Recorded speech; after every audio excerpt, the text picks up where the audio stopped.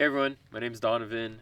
I'm in Alabama Hills, Lone Pine, California, and today I want to make a video about my Ford Bronco Sport.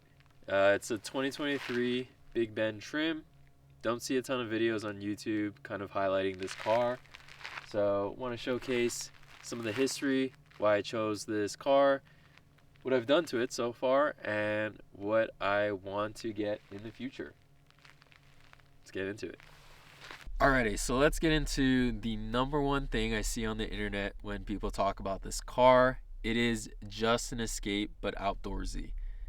Ton of people always love to point this out online, kind of as a way to show something negative towards this car. And I personally think that is crazy because I think the Escape is actually a really cool car. To be compared to a crossover slash SUV. I'm not sure what the Escape really is, but to be compared to that and just be outdoorsy is great in my opinion for what I do. I live in LA. I drive this car daily. I have to deal with traffic, parking, the hassles of living in a city. But I also want to go outside and do stuff like this here at Alabama Hills, be able to go on these like dirt trails that I wouldn't feel comfortable in, maybe another car. I don't need a full-size Bronco. I don't go rock crawling. I don't go on, gnarly four-wheel drive roads. I would someday like it, but I think for its price point, for what it does, it's a great vehicle. All right, so let's get into the exterior of this car. I've done absolutely nothing to it. It's bone stock. No wheels, no suspension, nothing, tires, lights. I've seen so many overlanding videos online where people have just crazy setups. And for me, like I said, this car does everything I need it to. I don't need to go rock crawling in a Bronco Sport. I'm not trying to do things that this car wasn't meant to do. Really haven't done anything to it. There's some few things. I think the glaring thing that I've done to it so far is put a tent on top of it. So let's talk a bit about that. So I just got this yesterday. I was really in between a rooftop tent for a while. I think that I found a pretty good deal for it. I bought this tent for $700, which I think is pretty good. It's in fairly good condition. There's a few things that are kind of quirky about it, but overall, I think $700 for a rooftop tent is a steal. If I hate it, I'll just resell it, but I think it'll be a really fun thing to work through as we get closer to the summer. And when summer hits, obviously, this thing, heck, I'll be living in it. But obviously, rooftop tents have its pros and cons. You can make a whole video about it. There's a million videos online about top 5 reasons why I hate rooftop tents. A lot of people are just really lazy about setting it up. They hate packing it up. They hate the weight distribution on the car. Look, I think at the end of the day, it's a pretty fun experiment. You won't know until you have one. So if you're in the market, try buy used and buy something that you like, so you can test it out. And if you don't like it, just resell it. They're pretty good to resell from what I've seen so far. But yeah, I bought one for 2 people just because sleeping in the back of the car with 2 people can get pretty cramped. Like I said, the Bronco Sport is a pretty small car, but so far, I mean, I'm by myself obviously, but it's pretty roomy in here and it's kind of sick. It's very comfortable. Definitely with soft shell rooftop tents, you have to worry a lot more about the wind, rain, elements in general, but I think it'll handle. We'll see. I hope it'll handle. So I'll make an update video on this, probably a more in-depth video on rooftop tents once I actually use it a bit more. But I'm 1 day in and it's doing pretty good. Going handheld for this section real quick. So this is a Starlink Mini.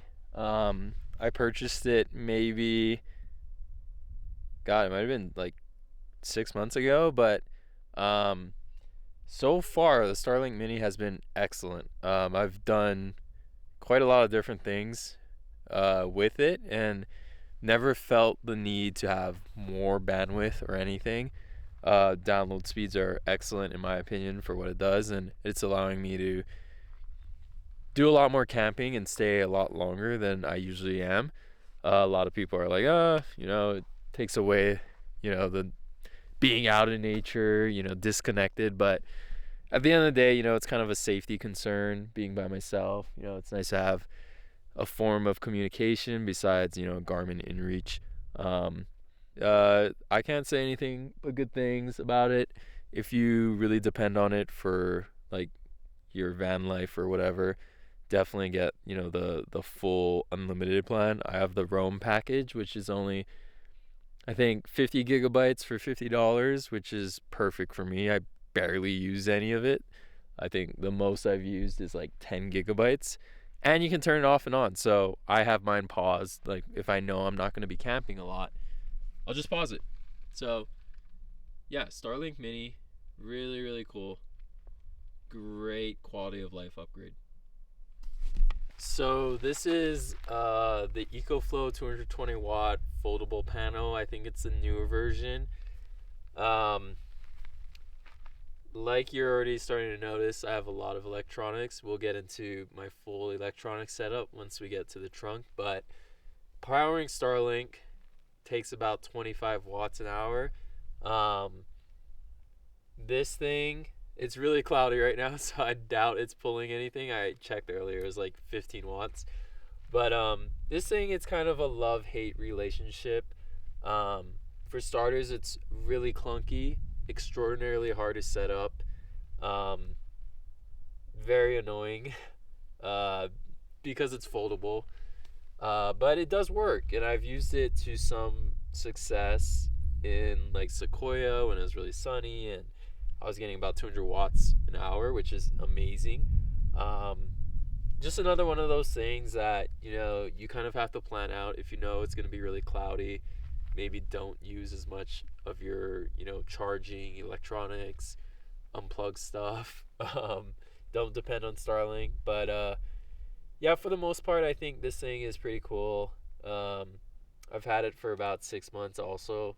Bought it when I got Starlink because I needed a bit more, power. Yeah. Would I buy it again? Maybe.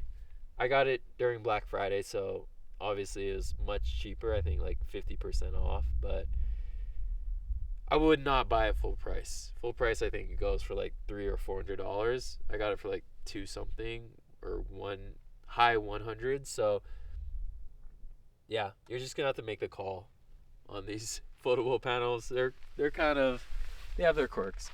All right, real quick, let's go through the cooking setup. So right here, got the dual Coleman grill. I think that's pretty standard. Runs off, little propane canisters.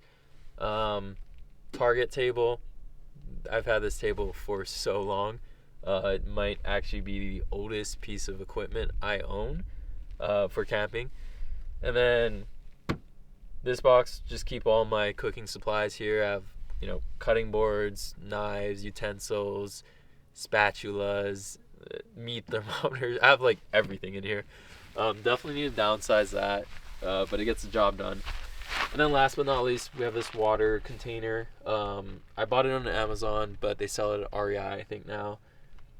It's super good. It's called Scepter. It's a 10-liter canister, and it's excellent. The one I had before this was terrible, always leaking. It was so hard to get water out of it. Thinking about actually getting another one of these just to have more water. Yeah, it's cooking setup. Alrighty, let's get into my favorite part of the setup, which probably took the longest. The interior. So, what do we have going on here? We have a 12-volt fridge. This is the Bouge RV. I think it's like 24 quarters, I want to say. Bought that, I think, a year and a half ago. Love it. I'm coming from an Arctic cooler slash, I mean, Yeti. It's like the same thing. And from that, I came from an Igloo cooler. So I've done it all. Um, Having something electric just works a lot better for cleaning up, transportation, everything, in my opinion. Um, Plus, it feels like I can fit more food in there, which is nice. Um, we have the Ecoflow 2 Pro. This is the second edition. So this is the Pro model. They're coming out with a third edition. Um, can say nothing but good things about this. These two items, these two electronic upgrades have been game changer for the way that I camp. Obviously, it's able to charge all my devices, laptops, phones, cameras, power Starlink, power the fridge. It's excellent. Absolutely excellent.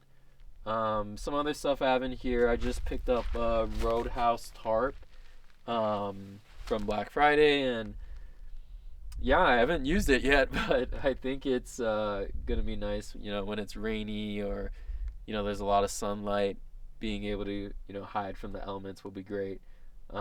Probably won't need it today because it's so cloudy, but um, definitely a nice to have. And I think the thing, let me grab the camera real quick to show this. So I think the thing that's really interesting, and I've tried to show it in a few videos already, is this platform. So there's a ton of videos online of SUV platforms and how you build them and whatnot, but I think what I did for this setup is pretty interesting because it is completely contained in the trunk of the car, which a lot of platforms are permanent or just really hard to set up. And I think my version is, for what I do and how I did it, it works. I have no woodworking skills, but I think this did a fairly good job on creating something that works. It's about 40 inches wide and goes to about 6 feet in length, so you can fit 2 people, but the tent is probably a much better fit overall. But yeah, for one person, you have the flexibility of just sleeping in the back with this platform setup. And I'll show clips of it fully out. I have a ton of just old videos that are covering it. But yeah, this is kind of the interior setup. Right now I just have a bunch of stuff in the car. Alrighty, so to wrap things up, thank you for watching the video. I hope this setup kind of inspires you. If you're a fellow Bronco Sport owner, gives you some ideas of what you can do with your car. If you have an SUV or just like camping in general, I hope I've inspired some tips and tricks. But one thing I want to end the video on is that all the things that you see in this video have been through years of camping and learning what works for myself and what I like to do.